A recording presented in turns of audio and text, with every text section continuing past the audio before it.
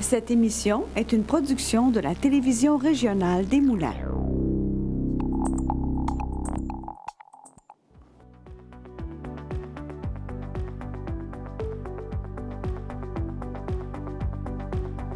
Le CFP des Moulins, fier partenaire de Fibre E.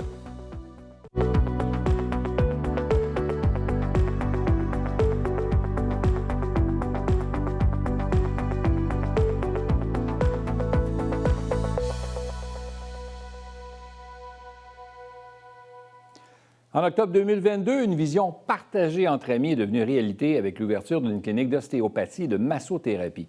Il s'agit du projet de Gabrielle Grenier, Karine Aubertin et Cindy Raté. Elles aspirent à offrir des services alignés sur leur vision, qui est de rendre en fait des services plus accessibles. Pour y parvenir, elles doivent s'y investir, dis-je, entièrement, un défi qui en vaut vraiment le coup, selon ces entrepreneurs. Aujourd'hui, Gabrielle Grenier vient nous raconter son histoire entrepreneuriale. Gabrielle, bienvenue à Fibre E. C'est un plaisir. Merci d'avoir accepté l'invitation. Merci à toi. Donc, 3 amis au départ pour partir ça? Oui, exact. Vous connaissiez déjà de quoi? De l'université, des amis d'école? Non, pas du tout. Ou... On se connaissait parce qu'on travaillait au même endroit en tant que travailleur autonome dans une clinique déjà existante.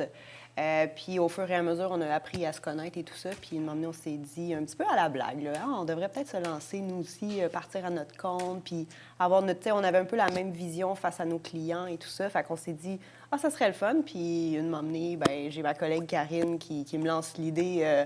J'étais en arrêt de travail pour une opération, puis elle me lance l'idée comme ça. Puis j'ai dit, hey, viens-t'en chez nous. On a embarqué Cindy aussi.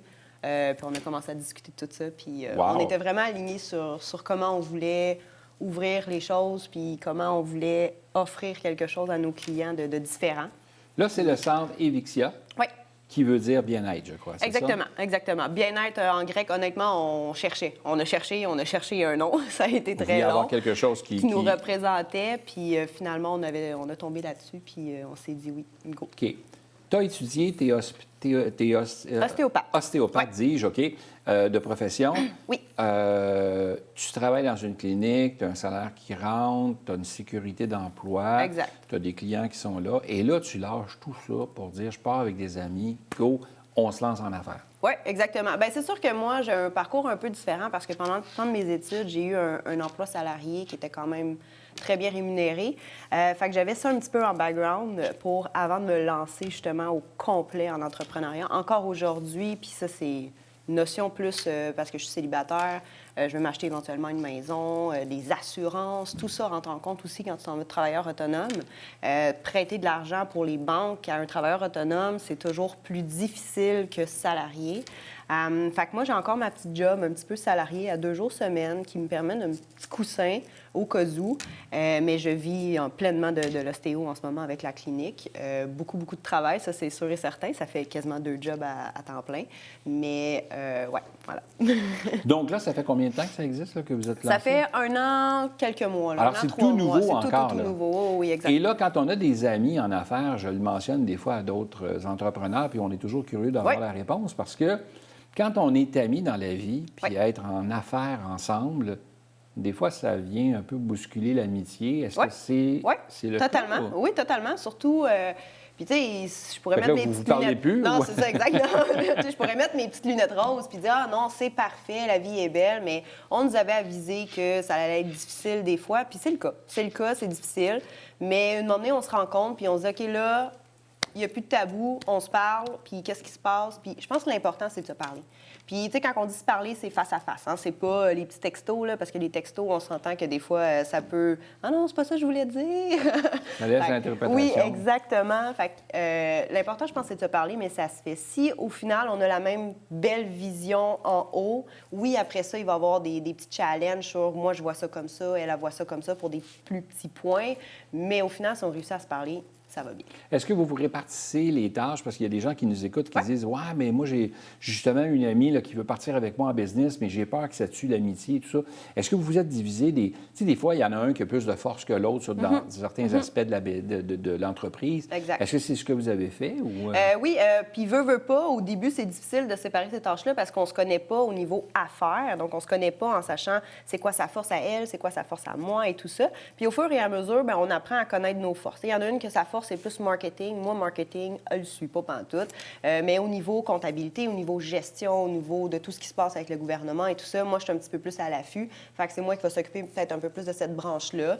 Mon autre collègue, elle va s'occuper un petit peu plus... en fait, on a engagé des travailleurs autonomes pour les locaux et tout ça. Donc, elle va s'occuper peut-être un petit peu plus, on va dire, RH. Fait que oui, on sépare les tâches. Puis des fois, vu qu'on est à nos débuts, c'est sûr qu'il y a des tâches, des fois, qui arrivent, on est comme, oh, qui fait ça? T'sais? On ne sait pas qui s'occupe de ça. Puis c'est là l'important de se parler parce que, je pensais que c'était toi qui le faisais. Ah non, c'est toi qui le fais. Puis finalement, en se reparlant, on est capable de séparer les tâches là, équitablement. Là. Ouais.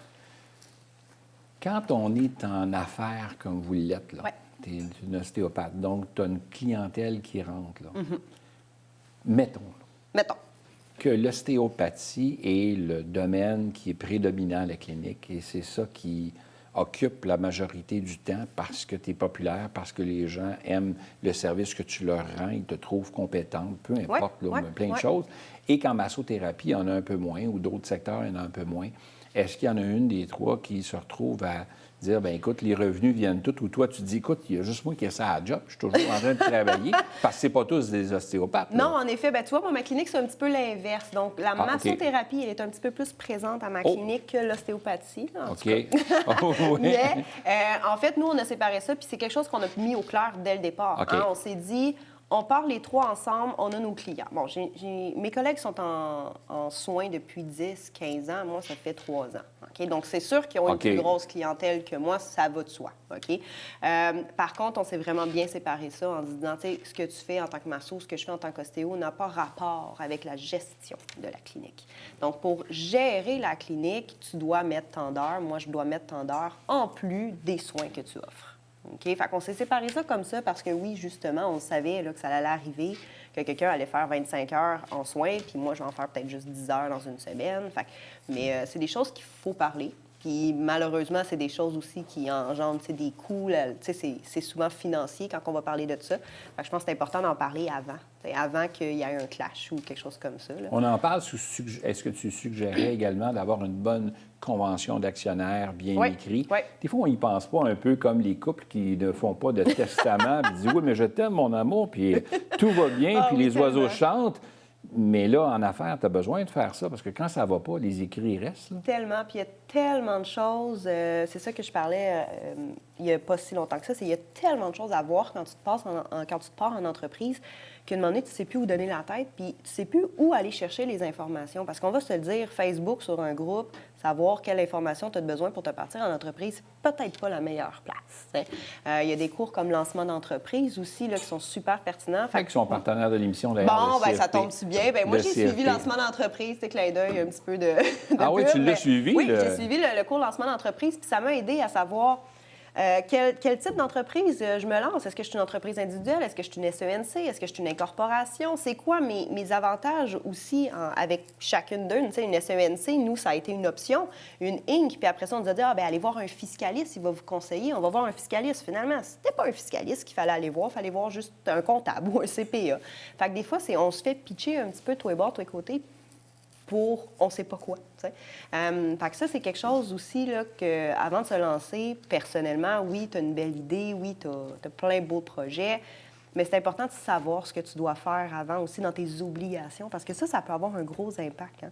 Tu sais, aussi, ne pas avoir d'assurance parce que tu dis que tu travailles de chez toi, bien, c'est pas ça non plus. T'sais. Mais quand tu dis dans tes obligations, tu veux dire tes obligations avant de te lancer, tu as un loyer à payer, ton épicerie, avoir un budget aussi, pour être sûr de sécuriser un peu les revenus. Mais tout ce que tu dois rendre au gouvernement, tu sais, les taxes, les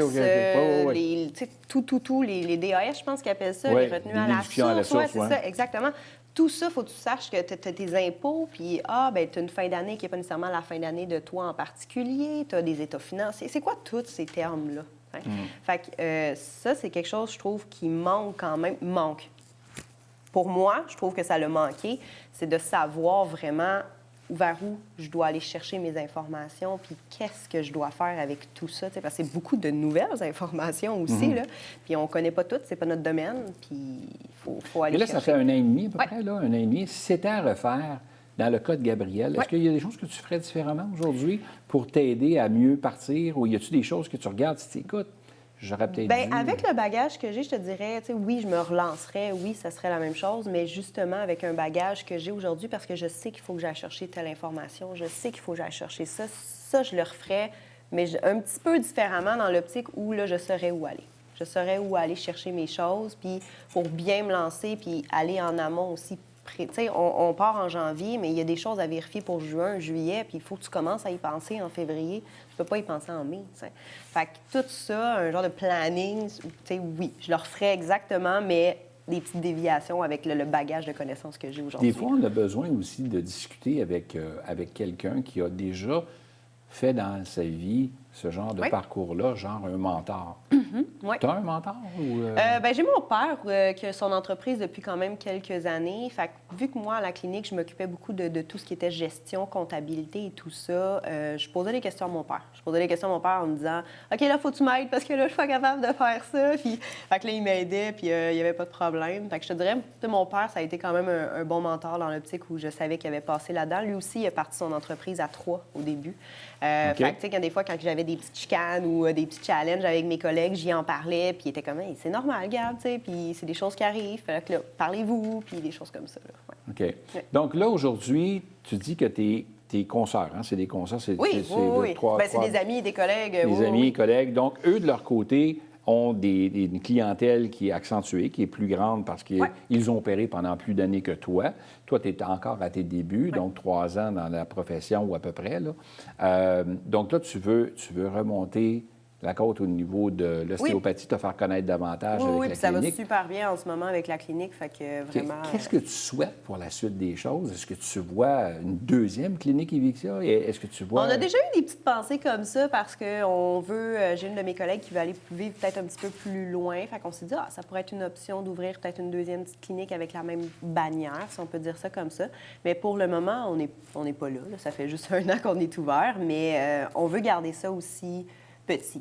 Il y a des grosses cliniques, des fois, que nous, quand on parle avec nos clients, c'est comme « Ah ouais, mais c'est une grosse clinique, je vais jamais vraiment voir la même personne. » Ou tu sais, j'ai pas le même bon petit service que j'ai avec vous. Fait que pour nous, ça, c'est super important qu'on garde ça. Vous voulez avoir cette proximité-là avec la clientèle. Vraiment. Fait que, tu sais, c'est de là qu'on se dit, est-ce que la deuxième clinique, on va le faire, on va pas le faire? C'est vraiment des... Tu sais, des fois, on fabule un peu en jasant en rencontre, là, puis on imagine la beauté des choses. Mais pour l'instant, c'est vraiment juste notre petite clinique, puis on aime ce qu'on a, là. Ouais. Qu'est-ce qu'on peut souhaiter à Evixia pour la suite, là?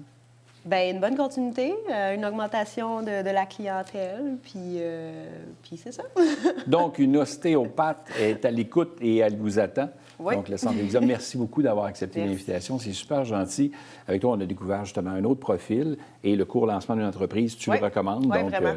N'hésitez pas si vous avez à vous lancer dans l'entrepreneuriat. Alors, voilà.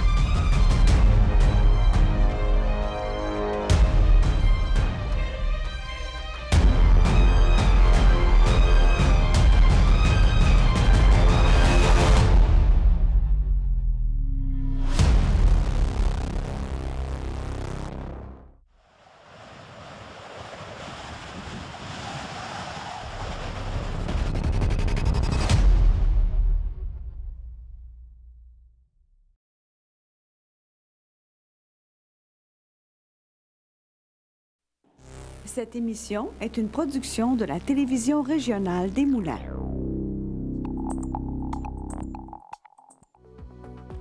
avec la collaboration de la Chambre de commerce et d'industrie Les Moulins. Le CFP des Moulins, fier partenaire de Fibre E.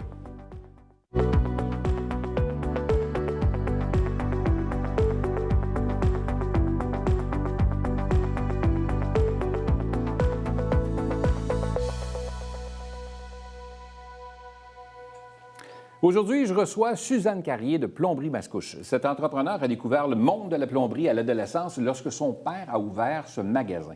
Depuis, elle chérissait l'idée de reprendre l'entreprise familiale. Elle la gère aujourd'hui avec sa sœur France et elle vient nous raconter son parcours d'entrepreneur. Madame Carrier, bienvenue à Fibre E. Merci. On se connaît, peut-être qu'on peut se tutoyer, ça va peut-être être plus facile. Oui. Alors, Suzanne, content que tu aies accepté l'invitation. Je pense que tu es la première reprenariat, là, du reprenariat, on en cherche là, des entreprises qui ont besoin d'une relève, et tu es un bel exemple de ça. Qu'est-ce qui fait que Suzanne a décidé un jour de dire, on le disait dans l'adolescence, là, tu te voyais très bien reprendre cette entreprise-là. Ça a-tu toujours été ton souhait ou tu avais tracé un peu différent à un moment donné puis tu as décidé de vouloir faire d'autres choses? Ça a toujours été mon souhait. En arrière-pensée, parce que j'ai fait beaucoup autre chose.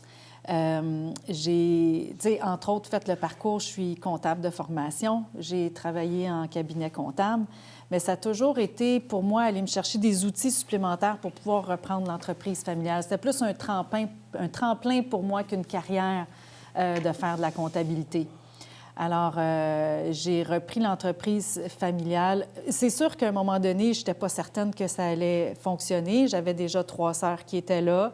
Moi, j'avais ma carrière en comptabilité. Puis, à un moment donné, les choses ont fait que ça ne fonctionnait plus. Puis, mes parents m'en ont parlé à savoir si ça m'intéresserait parce que là, ils regardaient entre la possibilité de vendre à l'externe ou de le garder dans l'entreprise. Alors, je leur ai demandé de me laisser ma chance de le reprendre. OK. C'est là que ça a parti. Et là, France, ta sœur fait partie de l'aventure avec toi. Là. Vous êtes 2 sur les 4 là, qui avons repris. Là. Oui, okay. Oui. Puis on se complète super bien, moi et elle. Parce que ma sœur, elle a toujours été là depuis qu'elle a l'âge de 8 ans. Donc, elle, la plomberie, tous les fournisseurs, les produits, elle les connaît sur le bout de ses doigts. Elle connaît très, très bien le marché. L'inventaire et tout ça. Puis moi, je suis côté plus gestion, finance, RH. En fait, tu sais, moi, je le vois vraiment comme je suis l'encadrement pour faire fonctionner la business, en fait. Là. Donc là, les parents partent ça. Ton père, Alain, que je connais, donc, a décidé de partir ça tranquillement, tout petit. Ta mère s'est impliquée, faisait partie de la Chambre de commerce aussi, on la voyait régulièrement. Donc, très, très actif. Mais chacun se complétait aussi à leur façon dans cette entreprise-là. Et là, arrive que les 2 filles, 2 des 4 décident de reprendre l'entreprise au grand bonheur des parents, j'imagine, parce que quand tu crées une entreprise comme ça qui croît puis qui grandit, puis c'est une belle entreprise florissante, c'est le fun de voir qu'il y a une suite à tout ça, là, parce que beaucoup d'entreprises cherchent des repreneurs, puis il n'y en a pas nécessairement tout le temps. C'est pas toujours facile. Là. Non, puis je dois avouer que c'était mitigé, ce bonheur-là, au départ, parce que c'était... Il y avait... Parce que, oui, d'un côté, je pense qu'il était déchiré, parce que d'un côté, je pense qu'il était heureux de voir que ça restait dans la famille, mais d'un autre côté, ils veulent aussi voir leurs enfants heureux. Puis, donc, il y a des défis dans l'entreprise, dans la gestion d'entreprise. Puis, ils se disaient comme... Je pense qu'eux, ils étaient rendus au point où ils voulaient faire autre chose, puis ils étaient fatigués. Donc, ils ne voulaient pas nous transférer des problèmes, si on veut. Ils voulaient qu'on soit heureuse aussi. Donc, ils étaient mitigés entre... Tu sais, ça devenait quand même gros. Ils se disaient, ils ont-tu l'expérience? Ils vont être capables de faire ça? Ils ont l'inquiétude de parents de dire... Est-ce qu'ils vont être capables? Est-ce que ça va être trop dur pour elles? Puis, en même temps, de garder ça dans la famille, je pense qu'il y avait beaucoup... c'était déchirant pour eux. Ça fait combien de temps là, que vous avez repris? 5 ans. 5 ans déjà. Ça va vite, là. Oui. 5 ans plus tard, oui.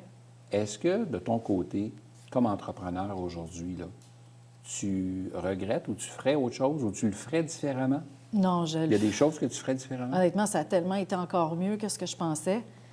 Je pense qu'il faut oser, parce qu'honnêtement, oui, c'est ça, je dirais que ça a été encore mieux que je pensais. Tu sais, comment je peux dire ça? les imprévus font partie du quotidien. Tu sais, je pense pas que... faut pas penser que c'est le fun, que c'est tout le temps un feu roulant, là. Je pense que l'incertitude fait partie du quotidien.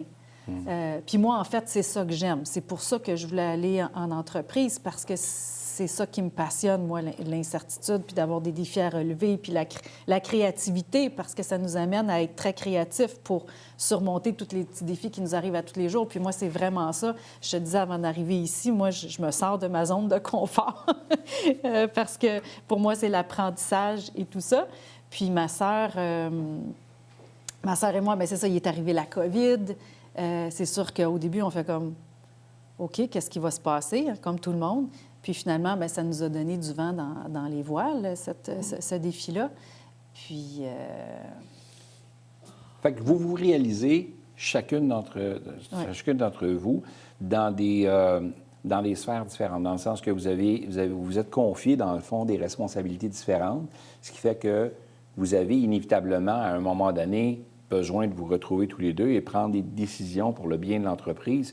Et ça se passe comment à ce moment-là, quand tu as deux sœurs qui s'assoient ensemble, qui parlent du bien de l'entreprise, puis qui n'ont pas nécessairement la même vision, ou du moins disent, bien, j'irai à gauche, mais je pense qu'on devrait aller à droite. Ça arrive-tu, ça? C'est-tu... C'est drôle parce qu'on arrive d'un lunch, ma sœur et moi, puis ce qu'on se disait, c'est que souvent, on s'entend sur la finalité, on discute sur le comment. Souvent, on est d'accord sur une décision, de dire, OK, on veut le faire ou on ne veut pas le faire, mais comment on fait du control damage ou comment on le gère, Donc, on est très différentes, moi et elle, fait que je pense que, tu sais, on est toutes les deux l'angle mort de chacune. Le safe space, de pouvoir se dire tout ce qui nous passe par la tête, aussi nos inquiétudes et tout ça, c'est super important. Mais je pense que ce qui est important, moi, ce qui m'a fait plonger dans l'entreprise familiale, c'est un livre sur l'entrepreneuriat sur les Molson. Du hockey à la bière ou de la bière au hockey, je me souviens pas, là. Mais où Eric Molson avait le désir de mentionner la vérité sur ce qui s'est passé dans la famille, dans le sens qu'il n'a pas tenté de mettre ça beau. Puis moi, quand j'ai lu ça, je me suis dit, OK, ça ne sera pas facile, puis c'est correct que ça ne soit pas facile. Donc, en plongeant dans l'idée où il va y avoir des défis, ça m'a aidée à passer au travers. Puis aujourd'hui, je suis hyper contente de l'avoir faite. Si je m'étais arrêtée en disant « Ah ouais, il pourrait arriver telle chose je ne l'aurais pas faite, j'aurais passé à côté de quelque chose de vraiment beau. OK. Là, deux sœurs à bord d'entreprise, 5 ans plus tard, toujours heureux d'avoir fait ce move-là. Ça n'a pas été nécessairement toujours facile. C'est pas toujours un chemin, là, toujours juste un petit nuage, puis tout va bien, là. Il arrive des intempéries, dont la pandémie est venue bousculer un peu certains de vos plans. Malgré tout, ça s'est bien passé quand même. Vous avez réussi à traverser à travers ça. Arrive que certains ne sont pas seuls dans la vie. Je ne sais pas si c'est le cas, mais de ton côté, du côté de France, il y a des conjoints, peu importe, des gens qui s'approchent. Est-ce que ça vient interférer un peu dans votre quotidien, le fait que vous avez une business ensemble? Tu comprends ce que je veux dire? Oui, mais non, ça c'est pas venu interférer de notre côté conjointe, non. OK. On n'a pas... L'entreprise avait 2-3 succursales un temps. Oui. On avait 2-3 magasins à différents endroits. Et là, ça s'est un peu plus recentré. Oui. Ce qui fait que, est-ce qu'on souhaite, comme entrepreneur, développer davantage et avoir plein de petits plomberies mascouches un peu partout? Est-ce que c'est le souhait de Suzanne, puis ça ne l'est pas de France, exemple, ou je ne sais pas. Est-ce que c'est le souhait? Comment vous voyez ça, la suite des choses, là, maintenant que vous avez déjà franchi le 5 ans? C'est dur à dire. En fait, à chaque fois qu'il nous arrive une opportunité, parce qu'à date, on n'a pas comme dire on fait de la croissance ou quoi que ce soit. Il est arrivé des opportunités qu'on a analysées ensemble puis qu'on a pris des décisions de le faire ou de ne pas le faire. Mais on a quand même presque triplé le chiffre d'affaires depuis 5 ans. Wow! Oui. OK. Donc, mais c'était sans avoir... La pandémie, comme je disais, on est allé sur la vague de la pandémie, mais on a aussi parti notre site Web qui nous permet d'élargir notre marché. Alors, c'est sûr qu'on se pose encore qu'on se la pose, la question, est-ce qu'on veut avoir d'autres magasins ou le site Web, ça nous convient? À date, je dirais, quand il y a des opportunités ou des décisions à prendre, on s'est toujours entendu sur on le fait ou on le fait pas. Oui. On n'a pas... C'est plus les opportunités qui viennent vers vous plutôt que vous cherchez à acquérir plus grand. Oui, parce que je pense qu'on est dynamique, on aime ça créer des nouvelles affaires, on le fait chez nous, puis là, les gens nous regardent puis disent « Ah, ben qu'est-ce que vous penseriez de ça, que ce soit nos fournisseurs ou même des compétiteurs des fois. » Puis on décide ensemble si on embarque ou on n'embarque pas dans ces projets-là. OK. On a Suzanne et France qui ont décidé de reprendre l'entreprise familiale. Ça fait déjà 5 ans. On a des gens à la maison qui nous écoutent, qui disent « Écoute, moi, mon père ou ma mère a une entreprise, j'y pense, mais j'hésite. Parce que j'ai toujours papa ou maman qui est dans le coin, qui dit « Non, moi, je ne ferais pas ça si j'étais toi. » Puis moi, on n'a pas cette liberté d'action-là. On a le goût de poser, nos souliers dans l'entreprise, puis emmener nos idées. Puis un peu ce que tu dis, vous avez triplé le chiffre d'affaires en réorientant différemment, en ayant un site Web. Vous avez innové au niveau numérique et tout ça. Vous avez décidé de prendre une tangente, là. Mais quand les parents sont là, puis là, qu'est-ce que tu dirais à quelqu'un qui a peur comme ça, justement, ou qui hésite à faire le saut parce qu'il a peur que les fondateurs, ou du moins le paternel ou la maternelle arrive dans le décor puis ne nous laisse pas vraiment en pleine liberté? Est-ce que ça peut arriver, ça? Oui, puis il n'y a pas de recette magique. OK. Puis je pense qu'il y a autant de façons de faire qu'il y a de reprises familiales aussi, parce qu'il n'y a pas une personnalité de parent ou une personnalité d'enfant qui est pareille. De notre côté, mes parents, ils ont vraiment pris la décision de se retirer complètement au moment où France et moi, on a repris. Puis en plus, je pense que la COVID a peut-être aidé à faire cette transition-là dans notre cas. S'il n'y avait pas eu la COVID, je ne sais pas comment ça serait passé, mais c'est sûr et certain que dans notre cas, il y avait une différence de culture entre les parents puis les enfants. C'est clair que de votre côté, vous avez réussi à reprendre le tout. Ça s'est bien passé. Déjà 5 ans se sont écoulés. On vous souhaite que le meilleur pour la suite. C'est déjà tout ce qu'on avait comme temps, mais c'était fort intéressant. Puis je pense qu'on va te réinviter parce que j'aurais eu d'autres questions à te poser. C'est fine d'avoir accepté l'invitation. Je te remercie énormément. Et on souhaite longue vie à Plomberie Mascouche et à ta sœur également, parce que des repreneurs, on en a besoin au Québec. On a de belles entreprises florissantes. On ne veut pas que ça se retrouve dans les mains d'étrangers, mais plutôt des mains québécoises, que ça reste les fleurons québécois qui demeurent ici. Merci, Suzanne, d'avoir été là. Merci à toi.